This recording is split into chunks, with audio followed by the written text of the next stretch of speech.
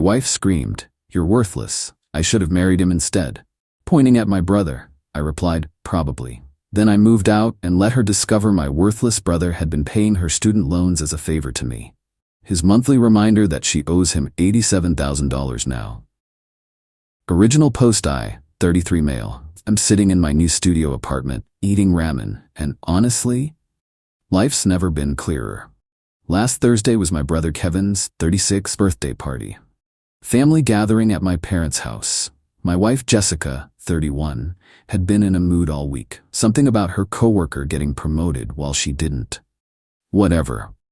I'd learned to ride out these storms over our 5 years of marriage. We're all having dinner, and Kevin's telling a story about his new Tesla. Jessica had been drinking wine since 4 p.m. She suddenly interrupts. "Must be nice having money to throw around." Kevin just shrugged. "Work's been good." She turned to me, eyes blazing. "See?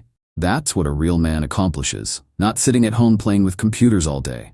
I'm a software developer. Work from home, make decent money, about $95,000 a year. Not Silicon Valley money, but solid."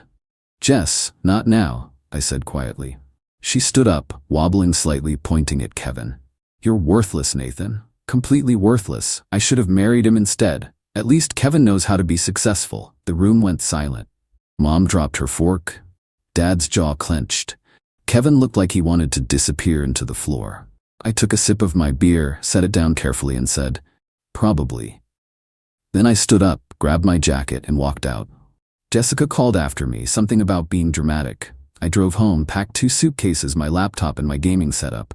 Left my wedding ring on the kitchen counter with a note, "You're right, you deserve better. I'm done." Found a furnished studio on Craigslist that night. Moved in the next morning. Here's what Jessica didn't know. Those student loans she's been managing so well by paying the minimum, the ones from her master's degree that she loves to brag about, Kevin's been paying them for the last 3 years. The actual payment, not the minimum. About $900 a month. See, 3 years ago, Jessica was drowning. $130,000 in student debt. Minimum payments, barely touching the principal. She was having panic attacks, couldn't sleep. I went to Kevin, he owns a successful construction company, and asked for help. Not a handout, a business arrangement. I'd pay him back $2,200 a month, the $1,900 plus $300 interest, and he'd pay her loans directly. I'd been saving up to surprise her when they were paid off, prove that her worthless husband had secretly freed her from debt. $87 paid so far. My savings depleted. My credit cards maxed from covering our expenses while funneling money to Kevin. But now she gets to figure it out herself. Kevin texted me that night. "Bro, what do you want me to do about next month's payment?" "Stop paying. Send her the bill for what's been paid. She wants a real man. She can handle her real debt. You sure?" Dead sure. It's been a week. Based on the 73 missed calls, she's figured it out. Update 1. Well, that escalated exactly as expected. Monday morning, 3 days after I left, Jessica discovered the loan situation. Kevin, beautiful bastard that he is, sent her an email with a professional letterhead from his company. "Dear Jessica, per Nathan's request, I am terminating the loan repayment arrangement effective immediately. As of today, you have received $87,000 in loan payments made on your behalf. While this was originally a private arrangement between Nathan and myself, given recent events, I am formally requesting you assume responsibility for this debt. Attached is a payment schedule. First payment of $2,200 is due on the 1st. Regards, Kevin Mitchell, Mitchell Construction LLC." She called me 31 times in an hour. Then came the texts. "What the hell did you do? Nathan, answer me. This isn't funny anymore. You can't just do this. I didn't know Kevin was paying. This is fraud. I'm calling a lawyer. Please just talk to me. I'm sorry about what I said. I was drunk. You know I didn't mean it." I responded once. All communication through lawyers. Contact info to follow. Then she went nuclear. Tuesday, she showed up at my office. Security had to escort her out after she started screaming in the lobby about me being a financial abuser and manipulative psychopath. My boss called me in, concerned. I showed him the separation paperwork I'd filed and the texts. He offered me the rest of the week off. I took it. Wednesday, the social media campaign started. Facebook, Instagram, Twitter. all painting me as the villain who secretly controlled her finances and set her up for failure. Her friends piled on with the supportive comments. Men are trash. Financial abuse is real. You deserve so much better, hun. But then Kevin commented, just once, on her main Facebook post, interesting perspective. Here are the receipts for 36 months of payments I made at Nathan's request because you were having panic attacks about defaulting. He depleted his savings to help you. You're welcome. He attached screenshots, every single payment. Her narrative crumbled within hours. But the best part? Thursday, she tried to log into our streaming services.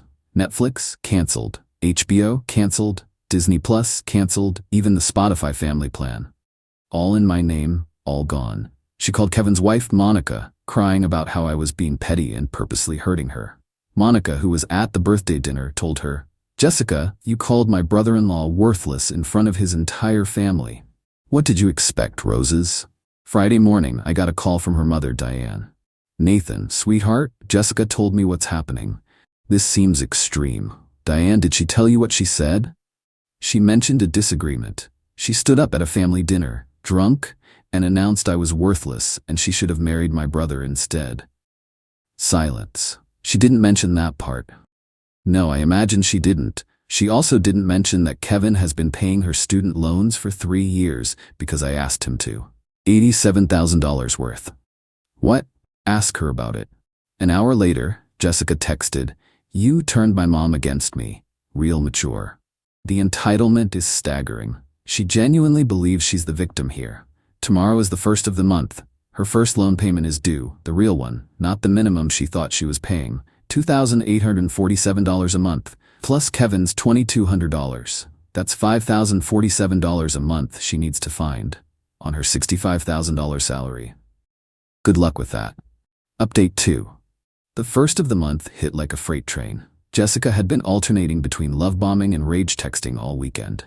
Saturday morning, she sent a 3,000-word email about our beautiful history and how couples overcome challenges. By Saturday night, she was threatening to destroy my precious gaming computer that I'd left behind. Joke's on her, I took the graphics card and SSDs. But Monday? Reality check bounced hard. Her loan servicer auto-debited the actual payment amount, $2,847. Her account had $1,200. Overdraft. Then Kevin's automatic invoice system, he's petty like me, sent her a formal payment request. Another $2,200 due. She called me screaming. Actually screaming. I let it go to voicemail. Nathan, you piece of shit. My account is overdrawn. The bank is charging me fees. You set me up. You knew this would happen. I'm going to destroy you. I'm taking everything in the divorce, everything. I texted back. Lawyers only. Then came the extinction burst, though she had no idea that's what it was. Tuesday morning, 6 a.m., she showed up at my studio apartment, started pounding on the door. Open up. I know you're in there. We need to talk like adults. My neighbor, an 80-year-old Korean War vet named Frank, opened his door. Lady, it's 6 a.m. Shut up or I'm calling the cops. Mind your own business, old man. Frank called the cops. She got a warning for disturbing the peace. I got a sympathetic pat on the shoulder from Officer Martinez, who'd apparently dealt with his own crazy ex situation back in the day. Wednesday was when she tried to get clever. She called my company's HR department, claiming she was my emergency contact and there was a family emergency. They called me to verify. Is Jessica still your emergency contact, Nathan? No. Please update that to Kevin Mitchell, my brother. And please note that Jessica and I are separated and she should not be given any information about my employment. Noted. Would you like us to document this attempted contact? Yes, please. Thursday, she tried a different approach. She had her dad, Robert, call me. Robert's a good guy, works as a mechanic, straight shooter. Nate, what's going on, son? Jess is at our house crying her eyes out. Something about loans? I explained everything. The dinner, the arrangement with Kevin, the years of payments, all of it. Long pause. She really said you were worthless? In front of my entire family. Jesus Christ. I didn't raise her like that. I know you didn't, Robert. How much does she owe? $43K left on the loans, $87K to Kevin. He whistled low. She makes what, $65K? About that. She's screwed. Yeah. You know what? Good. Maybe this will teach her some humility. I love my daughter, but she's had this coming. Her mother and I spoiled her. This is on us too. That was unexpected. Robert saying that hit harder than anything Jessica had said or done. Friday afternoon, the real estate agent called. Oh yeah, Jessica tried to list our house for sale without me. One problem, both our names are on the deed. Need both signatures. The agent was apologetic. Mr. Mitchell, your wife seemed to be under the impression she had sole authority to sell. We're separated. Please don't move forward with anything unless both parties are present and agreeing. Understood. I'm sorry for the confusion. Jessica's text after that. You're blocking me from selling my house now? Our house. Both names on deed. Lawyers. I hate you. Okay. But Saturday was the grand finale of the week. Jessica decided to throw herself a divorce party at our house. Posted it all over Instagram. Celebrating freedom from toxic men. New beginnings. Living my best life. Except she forgot one crucial detail. The house payment, auto drafts from my account. I'd already stopped it. The mortgage company called her during her party in front of all her friends, on speaker because she was drunk and showing off. Mrs. Mitchell, this is First National Bank. Your mortgage payment has been returned for insufficient funds. What? No, my husband pays that. The account holder has stopped payment. The mortgage is past due. You have 30 days to bring the account current or we'll begin proceedings. The party ended pretty quickly after that. Kevin texted me. She called Monica crying, said you're trying to make her homeless. She has 30 days to pay the mortgage, or sell, or refi in her name. That's 3 options. You know she can't afford any of those. Then she should have thought about that before publicly humiliating me and calling me worthless. Fair point. BTW, she hasn't responded to my payment request. Shocking. I'm adding late fees next week. You're a good brother. Learned from the best, little bro. Final update, it's been 6 weeks since the birthday dinner disaster. The divorce papers were filed 2 weeks ago. Here's how it all played out. Jessica tried every manipulation tactic in the book. She went from rage to love bombing to victim playing to threats, sometimes all in the same day. But the financial reality was unavoidable. Week 3, she got hit with second overdraft from loan payment, $2,847. Kevin's second invoice, now with late fees, $2,300. Mortgage past due notice, $2,100. Credit card minimums without my contributions, $890. Total monthly, $8,147. Her take home, $3,900. She tried negotiating with Kevin first, showed up at his office with tears and apologies. His secretary wouldn't even let her pass the lobby. She emailed him about family loyalty and how he was choosing sides. Kevin responded with one line, "You chose sides when you humiliated my brother." Then she tried the legal route. Hired a lawyer with her last credit card. The lawyer reviewed everything and told her the truth. The debt to Kevin was legitimate. The house would need to be sold, and she'd be lucky to walk away with anything given the mortgage balance and equity split. She fired him and hired another lawyer. Same result. The house sold last week. Quick sale, below market, but enough to cover the mortgage and realtor fees. After the split, she walked away with $11,000. I got the same. The divorce was finalized yesterday. Uncontested because she had no grounds to contest. Assets split 50-50, which wasn't much. Debts remain separate. She keeps her student loans. She owes Kevin separately. That's between them now. The best part? Her own friends started distancing themselves once the truth came out. Turns out calling your husband worthless in front of his family doesn't play well when people learn he was secretly paying your debts. Her Instagram went from strong independent woman posts to nothing. Radio silence. Last I heard from Robert, she moved back in with them. He made her get a second job to pay her loans. She's working at Target on weekends, he told me last week. Humbling experience for her. Should have happened years ago. Jessica sent one final text yesterday after the divorce was finalized. I hope you're happy. You destroyed my life over one drunken comment. I responded for the last time. No, Jessica. I revealed your life. The destruction was already there, hidden under $87,000 of my brother's money. You called me worthless, but you've been living off my worth for 3 years. The only thing I destroyed was the illusion. Good luck. Blocked her after that. Kevin forgave the debt last week. Sent her a formal letter stating the $87 was forgiven. No payment required. Tax implications are her problem. She'll owe the IRS about 20 Qleys in taxes for that forgiven debt. She doesn't know that yet. Why'd you forgive it? I asked him. Because holding on to it means staying connected to her drama. I did it for you, not her. You're free now. Really free. He's right. I'm in my studio apartment. It's small, but it's peaceful. No more walking on eggshells. No more financial drain. No more being called worthless while secretly being the only thing keeping her afloat. My credits shot from the maxed cards, but I'll rebuild. Already got a raise at work. Turns out when you're not stressed about hiding $2,200 monthly payments, you perform better. Who knew? Started dating someone last week.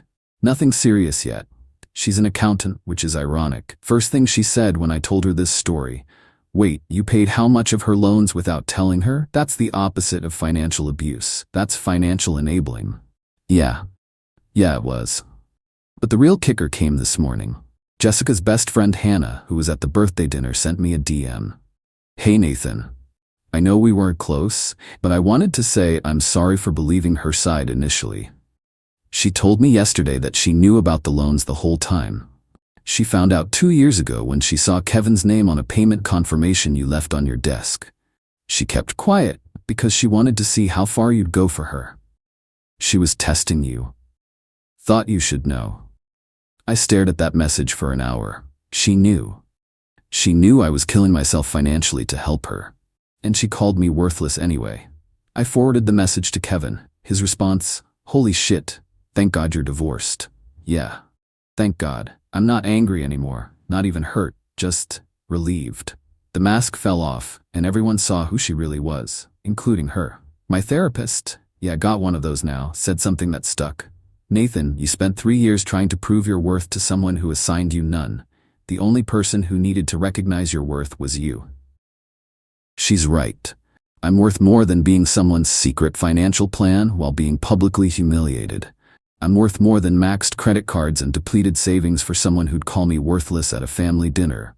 I'm worth more than Jessica ever deserved. Probably should have married Kevin instead. Nah, she was never worth either of us. I'm good now. Really good. Studio apartment, ramen dinners and all. At least the ramen's mine, bought with my money, eaten in my peace. That's worth everything. Edit, to everyone asking, yes, Kevin and I are still close. Closer than ever, actually. He's coming over Saturday to help me build a desk. Monica's bringing beer. Family that actually values you, that's worth more than any loan payment. Edit 2, stop asking for Jessica's social media. Let her rebuild in peace. We're all moving on. Edit 3, yes, the tax implications for forgiven debt are real. Consult a tax attorney if you're ever in this situation. The IRS considers forgiven debt as income. She's in for a surprise come April.